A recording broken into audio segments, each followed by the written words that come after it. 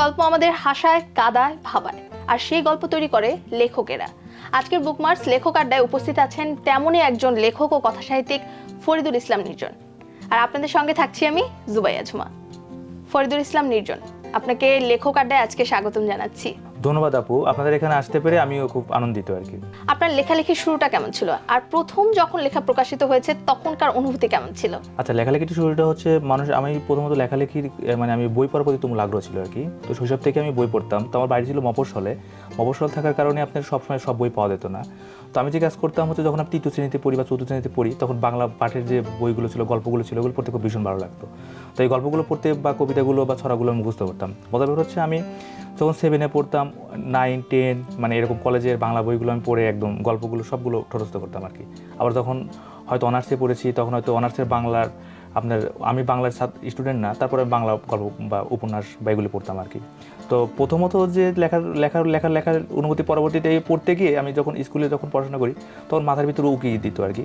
শব্দমালাগুলো, বর্ণমালাগুলো আমার ভিতর হচ্ছে একটা খেলা করতো আর কি, যে একটা কিছু করো, একটা কিছু লেখো, একটা কিছু করো আর কি। তো এইভাবে পরবর্তীতে আমি প্রথম পর্যায়ে কবিতা লেখা শুরু করি আর কি, এবং এইভাবে প্রথম লেখালেখি শুরু হয় আর কি। তারপর বিভিন্ন গল্প বা উপন্যাস বা আমরা বিভিন্ন পত্রিকায় ছাপাতে থাকি আর কি। আর লেখার প্রকাশের যেটা কথা বললেন আর কি, তো ছোটোবেলায় হচ্ছে যে আরেকটা বিষয় ছিল, তখন একটা পত্রিকা ছিল শফিক রেহমান স্যারের মৌচাকের ডিল বা যায় দিন আর কি।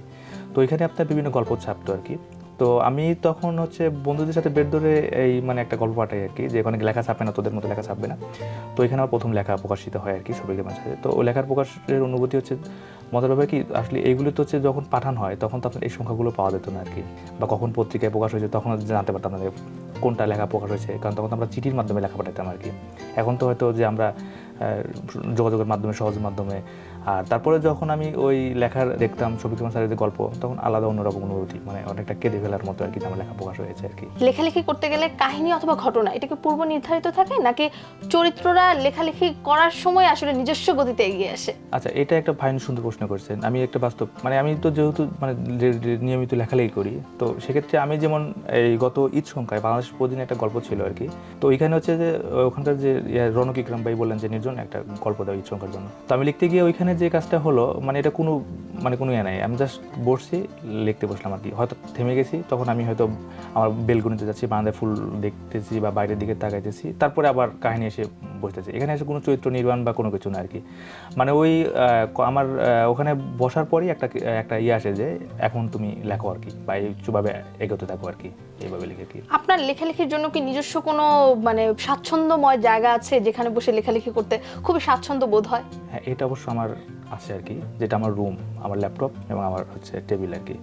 আর মজার ব্যাপার কি জানেন, এতটা স্বাচ্ছন্দ্যবোধ যে আমার ফ্যামিলি বা পরিবার বা আমার বউ বাচ্চা, আমার ছেলে মেয়ে, আমি যখন ওখানে টেবিলে বসি, তখন হচ্ছে যে আমার ছোটো মেয়ে 2 বছরের, ও বোঝে যে আব্বু লেখালেখি করবে, তখন সে দরজা বন্ধ করে চলে যায়। আমার ছেলেটাও এরকম দরজা বন্ধ করে চলে যায় আর কি। আর আমার ওয়াইফ হচ্ছে যে ওখানে তাদেরকে পরিষ্কার দেয় না, তোর বাবা এখন লেখালেখি করবে আর কি। আমি ওইখানে লেখালেখিতে সবচেয়ে স্বাচ্ছন্দ্য বোধ করি আর কি।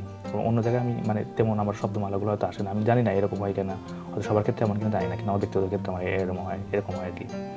এরকম অনেক লেখকের ক্ষেত্রেই হয় যে নিজস্ব স্বাচ্ছন্দ্যময় জায়গা থাকে যেখানে তিনি লেখালেখি করতে খুবই পছন্দ করেন। তো লেখালেখির ক্ষেত্রে কি কখনো এরকম হয়েছে যে ধরেন না গল্পটা ঠিক জমলো না, কিন্তু লেখাও শেষ প্রায়, তো এরকম কি ঘটনা ঘটেছে কিনা? হ্যাঁ, এরকম হয় আর কি। এরকম হয় লেখালেখি ক্ষেত্রে করার পরে যখন হয়তো মনে হয় যে গল্পটা হয়তো আমার কাছে ভালো লাগেনি, লেখাটা আমি করি না আর কি, কোনো জায়গায় প্রকাশিত করি না বা কোথাও দেই না আর কি। পরবর্তীতে লেখা নিয়ে আরও থিসিস করি, বা রাস্তায় হাঁটার সময় বা চলার সময় যে এই লেখাটা আরও কীভাবে ডেভেলপ করা যেতে পারে, বা চরিত্রগুলো আরও কীভাবে গাঁথুনি মজবুত করা যেতে পারে। তো পরবর্তীতে আমি হয়তো সেইগুলোকে ওইখানে যেখানে দুর্বলতা আছে, তারপর পরিপক্কতা আনার পরে তারপর আমি ওই লেখাটাকে প্রকাশিত বা বিভিন্ন জায়গায় দিই আর কি। আপনার লেখা অনেকগুলো বইতেই দেখেছি যে বাস্তব জীবনে একটা ছোঁয়া আছে। এবারে বইমেলায় প্রকাশিত হয়েছে আগুন জনম। এখানে কি আপনার জীবনের সাথে কেন্দ্র করে কোনো চরিত্র অথবা ঘটনাকে কেন্দ্র করে কি আগুন জনম লিখেছেন কিনা যদি একটু জানান। আচ্ছা, আগুন জনম হচ্ছে আমার 8ম গ্রন্থ, 5ম উপন্যাস। আমার আরেকটি বই এসেছে এবার বইমেলায়, সে শুধু আড়ালে থাকে। এটা হচ্ছে গল্পগ্রন্থ আর কি। এটা অনুপ্রাণন পাণ্ডুলিপি পুরস্কার পেয়েছে আর কি। ওইখানে ওই অনুযায়ী হচ্ছে ওই গল্পগ্রন্থটা লেখা হয়েছে। আর আপনি যেটা বললেন, হ্যাঁ, আমি অবশ্যই আমি যে লেখালেখির ক্ষেত্রে যে বিষয়টাকে অনুভব করি আর কি, যে আমার মা মাটি, সংস্কৃতি, ইতিহাস, ঐতিহ্য, পারস্পরিক সম্প্রীতি, এগুলোকে আমি সবচেয়ে প্রাধান্য দিই আর কি। তো আগুনজনক উপন্যাসের ক্ষেত্রে আমি একটা চারটে প্রেক্ষাপটকে উপস্থাপন করেছি। আপনি জানেন হয়তো 1988 সালে বন্যা বাংলাদেশের ইতিহাসে একটা মানে খুব বেদনাদায়ক অধ্যায় আর কি বলে আর কি, যেখানে হচ্ছে আপনি এখন এত মানে আপনার ইন্টারনেটের যুগ ছিল না, বা আপনার সহজেই মানুষ কোথায় মানে দুর্গতি বা মানুষের হাহাকার কান্না আর্তনাদ সেখানে পৌঁছাবে সেরকম কিন্তু আমাদের খবর বা মিডিয়া মাধ্যম ছিল না। কিন্তু সেইটাকে হচ্ছে এখনকার তরুণ প্রজন্ম হয়তো জানে না। তো আমি যে কাজটা করেছি আপনার ওই 1988 সালের সেই বন্যার মানে চিত্রায়ন করেছি আমার উপন্যাসের ভিতরে আর কি। তারপরে আপনার এসেছে হচ্ছে 90 দশক হচ্ছে বাংলাদেশের ইতিহাসে না, আমি বলি যে ভারত উপমহাদেশ বা বিভিন্ন আমাদের পুরো পৃথিবীর ইতিহাসে একটা সংস্কৃতির উত্থান যেটা বলে আর কি, মানে সংস্কৃতির একটা বিপ্লব হয়েছে কিন্তু 90 দশক। আপনি যদি বলেন যে তখনকার যুগে সেই গান, তারপরে আমাদের সেই ব্যান্ড সঙ্গীত, তারপরে সিনেমা দেখার যে একটা পাল্লা, তারপরে যদি বলি যে আপনার হচ্ছে যে তখন প্রেম নিবেদন হতো কীভাবে, চিঠির মাধ্যমে। এখন তো আপনার একটা যে আমি মেসেঞ্জারে মেসেজ দিলাম যে আমি অমুক জায়গায় তুমি এসো, তখনকার প্রেম নিবেদনটা কিন্তু ভিন্ন রকম ছিল। তা চিঠির মাধ্যমে আগে জানিয়ে দিত যে আমি ওইখানে থাকবো, তুমি অপেক্ষা করো, তার জন্য একটা অপেক্ষার একটা মাত্রা ছিল আর কি। তো এইগুলোকে হচ্ছে আমি যাত্রাপালা, তখনকার যাত্রাপালা ছিল, তারপর আমাদের পারস্পরিক যে সম্প্রীতি, বিয়ের অন্য ধর্মাবলম্বীদের বিয়ের ভিতর যে উৎসব ছিল আর কি, সেগুলো আমি এখানে আগুনজনক এনেছি। তারপরে আপনার হচ্ছে 00 দশকের মানুষের ভিতর কীরকম হাহাকার ছিল বা আপনাদের কীরকম মানে অস্থিরতা ছিল। এখন যদি বলি বর্তমান যুগে আর কি, বর্তমান যুগে দেখেন যে আমাদের অনলাইনটাকে একটা ব্যাপক বিপ্লব ঘটিয়েছে আর কি। তো আমি এই চারটা প্রেক্ষাপটকে নিয়ে হচ্ছে আগুনজনম সাজিয়েছি। এখন পাঠক বুঝবে যে আসলে আগুনজনমটা কোন যুগে বা কোন প্রেক্ষাপটকে আর কি। এখানে মূলত হচ্ছে আমি মা মাটিকে গুরুত্ব দেই বেশি, আমার দেশকে, আমার সংস্কৃতিকে, যার মাধ্যমে আমি বর্তমান তরুণদেরকে জানাতে আগ্রহী আর কি। এখানেও সেই প্রেক্ষাপট বা বাস্তবতা লেখা হয়েছে আর কি। আপনার লেখা আগুন জনম বইতে আপনি বিভিন্ন দশকের পরিস্থিতি অথবা অবয়ব তুলে ধরেছেন। তো ওই জায়গা থেকে আসলে আপনি লেখক নির্জন ডিজিটাল মাধ্যমে বই পড়তে বেশি স্বাচ্ছন্দ্য বোধ করেন, নাকি হচ্ছে এখনো সেই কাগজে যে বই থাকে সেই বইগুলোতে পড়তে আরাম লাগে আপনার কাছে? আচ্ছা, ফাইন একটা প্রশ্ন করেছেন। আমি ব্যক্তিগতভাবে যেটা মনে করি আপু, যে একজন লেখক হচ্ছে অতি আধুনিক হবে। অতি আধুনিক কেমন হচ্ছে আপনার বাস্তবতাকে হচ্ছে মেনে চলবে আর কি। আপনি এখন মনে করেন যে হচ্ছে যে আমি কাগজেরও বই পড়ি, তারপর হচ্ছে যখন আমি এখন বাসে বা বিভিন্ন আমি এতে পাঠাতে যাচ্ছি, তখন আমি পিছনে কিন্তু পিডিএফ পড়ি আর কি। তখন তো আমার বই এভাবে অর্থাৎ বাইকের পিছনে এভাবে কিন্তু বই পড়া সম্ভব না। তো আমি যে কাজটা করেছি, আমার নিয়মিত আমি পড়াশোনা করি আর কি। সেক্ষেত্রে আমি যে বই পাই, যে মানে ওই অনুযায়ী হচ্ছে যে আমি প্রতিনিয়ত রুটিন অনুযায়ী মানে পড়াটা হচ্ছে আমার মানে নিয়ম মাফিক হয় আর কি। তারপরে লেখালেখি। তো সেক্ষেত্রে আমি যখন আমি আপনার ব্যস্ত আছি বা যানজটে বসে আছি বা এর ভিতরে আছি, তখন কিন্তু আমি পিডিএফ ফাইলটা পড়তেছি আর কি। আর যখন বাসায় যাচ্ছি তখন হয়তো আমি এটাকে কাগজের তাতে পড়ছি। তবে আমি কাগজেরটাকে বেশি গুরুত্ব দিই এই কারণে, আমি যে কোনো কাগজের পড়ার পরে আমি লাল দাগ দিয়ে বা মার্কার দিয়ে হাইলাইটার দিয়ে আমি হাইলাইট করতে পারতেছি যে এই শব্দগুলো, এই বাক্যগুলো, এই বর্ণমালা গুরুত্বটা বোঝা যায় আর কি। সেক্ষেত্রে আমার মনে হয় যে দুটাই আমার কাছে ভালো। তবে আমি অবশ্যই কাগজেরটাতে বেশি স্বাচ্ছন্দ্য বোধ করি। একজন লেখক হিসাবে তরুণ যারা লেখালেখিতে আসতে চাচ্ছে, তরুণ লেখকদের জন্য আপনার পরামর্শ কি হতে পারে? আসলে আপু, লেখালেখিটা হচ্ছে যে আমি পরামর্শ দেওয়ার কেউ না, যেহেতু আমি নিজে একজন তরুণ। আর সেক্ষেত্রে আমার যেটা থাকবে ইনফরমেশন শেয়ার বলি যদি আর কি, এরকম কিছু থাকবে হচ্ছে যে তরুণদের ক্ষেত্রে যেটা দরকার সেটা হচ্ছে যে প্রচুর পড়তে হবে এবং লিখতে হবে আর কি। লেখার বিকল্প নেই। আমাদের লিখতে গেলে অনেক বাধার সম্মুখীন আসবে। আমাদের যারা সিনিয়র আছে তারা বলবে যে এটা লেখা হচ্ছে না, ওটা লেখা হচ্ছে না। এদিকে না গুরুত্ব দিয়ে যদি নিজে স্বাচ্ছন্দ্যবোধ যে সন্তোষজনক হয় যে, তাহলে সেক্ষেত্রে সে লিখবে এবং পড়বে আর কি। এর ভিতরেই তাদের থাকতে হবে আর কি। এর কোনো বিকল্প নেই। পড়া এবং লেখা মাধ্যমে তারা আসুক। আর হচ্ছে যেটা আমাদের পরামর্শ, সেটা হচ্ছে আমাদের দেশের যে ঐতিহ্য সংস্কৃতি, আমাদের মা মাটি, আমাদের অন্য কোনো তথ্যকে জানাবে, সমস্যা নাই, কিন্তু আমাদের মূল হচ্ছে যে আমাদের দেশকে, আমাদের স্বাধীনতাকে বা আমাদের মা মাটিকে নিয়ে আমরা এগিয়ে যাবো আর কি। আপনার গল্প শুনে, আড্ডা শুনে একটা জিনিস খুবই স্পষ্ট হলো যে আপনি খুব ছোটবেলা থেকেই লেখালেখি করেন। এই ছোটবেলা থেকে কি স্বপ্ন ছিল আমি লেখক হব, নাকি অন্য কোনো স্বপ্ন ছিল? আচ্ছা, ছোটবেলা থেকে স্বপ্ন ছিল হচ্ছে কি, আমি যখন বই পড়তাম, প্রচুর বই পড়তাম আর কি। আমার মনে আছে আমার হচ্ছে যে 7-8 তখন ওই পাড়ার বা আমার বোন বা সবাই বলতে চাচ্ছে যে ছেলেটা পাগল হয়ে গেছে, পাগল হয়ে যাবে আর কি, কারণ এ তো মানে মারাত্মক আর কি। আমি প্রচুর মানে বই পড়তাম। তো একটা পর্যায়ে লেখক যে হবার কখনো স্বপ্ন বা ইচ্ছা ছিল না আর কি। কিন্তু পরবর্তীতে আমার মা জবাব দিত যে হচ্ছে যে মা নেই, তো উনি জবাব দিতেন যে আমার পাগল ছেলেই ভালো আর কি, কারণ হচ্ছে সে বই পড়ে। যে মানুষটা হচ্ছে অন্য মানুষের অন্য ছেলেটা হয়তো সে ঘুরতেছে ফিরতেছে, কিন্তু আমার ছেলে তো মানে তা বাদ দিয়ে বই পড়তেছে, এটা তো কোনো মন্দ কিছু না আর কি।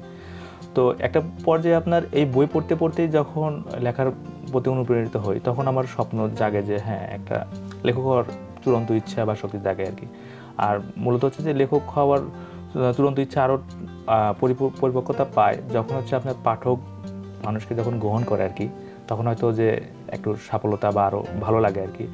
হয়তো যে পাঠক, আমি হয়তো এমন মানে বিখ্যাত কেউ নয় বা হয়তো নগণ্য লেখক হিসেবে, যখন দেখি যে মানুষের মানে বিভিন্ন মানুষ বিভিন্ন বই কিনছে, তাদের উল্লাস পুরাতন নতুন, আবার বিভিন্ন মানুষের এই সর্বোপস্থিতি, তখন আরও ভালো লাগাটা সৃষ্টি হয় আর কি। বা যখন প্রকাশিত লেখা নিয়ে মানুষ বিভিন্ন পত্রিকা আলোচনা করতেছে, বই নিয়ে আলোচনা করতেছে, তখন আরও কিন্তু লেখক হবার বাসনাটা আরও পরিপক্কতা মানে চলে আসে আর কি তখন। তো এইভাবে হচ্ছে যে আমি মানে ব্যক্তিগতভাবে মনে করি যে এখন হচ্ছে যে পরিপূর্ণতার যে লেখালেখি মানে আরও সামনে লেখালেখি নিয়ে আগে সামনে আরও এগোতে চাই আর কি।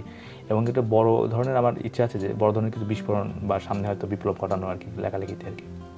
আপনি যেহেতু লেখালেখি দিয়ে একটা বড় ধরনের গণজাগরণ তৈরি করতে চাচ্ছেন, সামনে আমরা কি বই পাচ্ছি লেখক নির্জনের কাছ থেকে, কোন বিষয়ে লেখালেখি শুরু করেছেন যদি একটু জানান? আচ্ছা, এখানে হচ্ছে যে আমার লেখালেখির গতবারই হচ্ছে অনেক প্রকাশক বই চেয়েছিল, তো এবার অলরেডি তো যদি ইত্যাদিতে বই দেয়, ওনারা বলে দিচ্ছেন যে নির্জন আমাদের এখান থেকে কিন্তু উপন্যাস দিতেই হবে, জুলাই মাসের আগে বই দিয়ে দেবেন। তারপরে আমাদের দৈনিক যুগান্তরের সাহিত্য সম্পাদক জুন্নুর আইন ভাই আর কি, তো উনাদের একটা আপনার প্রকাশনা আছে সৃজন, তো উনিও বলছেন যে নির্জন আমাকে কিন্তু একটা বই দিতে হবে। আরও বিভিন্ন এরকম যদি বলি যে মানে 10-15টা বা 20টা প্রকাশনী হতে চাইছে যে বই দিতে হবে আর কি। তো আমি নর্মালি হচ্ছে যে যেবার যে বইগুলো হাত দিয়েছি, একটা হচ্ছে যে আমি এরকম যেরকম উপন্যাস লিখি মানে সংস্কৃতি বা একটা সামনে ইচ্ছা আছে যে একটা রোমান্টিকতা নিয়ে একটা খেলা করা আর কি, তো এটা নিয়ে কাজ করতেছি আর কি। ইত্যাদিতে আমি চেষ্টা করবো এটা টানার। আর থ্রিলার উপন্যাস আর কি, যেটা হচ্ছে আমি প্রথম থ্রিলার উপন্যাস মানে বের করে দিচ্ছি আর কি, সামনের সিজন থেকে ইনশাল্লাহ আশা রাখি আসবে আর কি এই দুইটা। আরও যদি মানে বইয়ে যদি কাজ শেষ করতে পারি, আরও হয়তো যেগুলো প্রকাশনের সাথে আমার কথা আছে তাদেরকে হয়তো দিয়ে আরও বই বের করার ইচ্ছা আছে আর কি। এই নির্জন, আপনার নতুন বইয়ের জন্য অসংখ্য শুভকামনা, আর লেখক আড্ডা আপনি সময় দিয়েছেন তার জন্য কৃতজ্ঞতা। ধন্যবাদ আপনাদের এবং আপনাদের এই টিমকে ধন্যবাদ, যারা হচ্ছে যে বিশেষ করে হচ্ছে লেখার লেখকদের নিয়ে কাজ করেন, বই নিয়ে কাজ করেন, এবং যেগুলি মানুষের বিকাশ, মানুষের মেধা মনন চর্চার ক্ষেত্রে সবচেয়ে গুরুত্বপূর্ণ যা এই প্রতিষ্ঠান করে যাচ্ছে, এবং এই প্রতিষ্ঠানের সবাইকে আন্তরিক ধন্যবাদ। আর আমার নতুন বই আগুন জনম উপন্যাস এসেছে ইত্যাদি গ্রন্থ প্রকাশ থেকে। বইটি আপনারা যদি মেলায় আসবেন তো প্যাভিলিয়ন 19-এ পাবেন, এবং ঘরে বসে অনলাইনে অর্ডার করে পেতে পারেন আর কি। দর্শক, বইয়ের বিকল্প কোনো বন্ধু নেই, বই হচ্ছে আসল বন্ধু। আজকে আমাদের লেখক আড্ডা এতটুকুই। পরবর্তী সপ্তাহে ফিরবো নতুন কোনো লেখকের সঙ্গে, নতুন বইয়ের সঙ্গে। সে পর্যন্ত ভালো থাকুন, সুস্থ থাকুন, চোখ রাখুন বুকমার্কস লেখক আড্ডার ইউটিউব চ্যানেল, ফেসবুক পেজ এবং টিকটকে।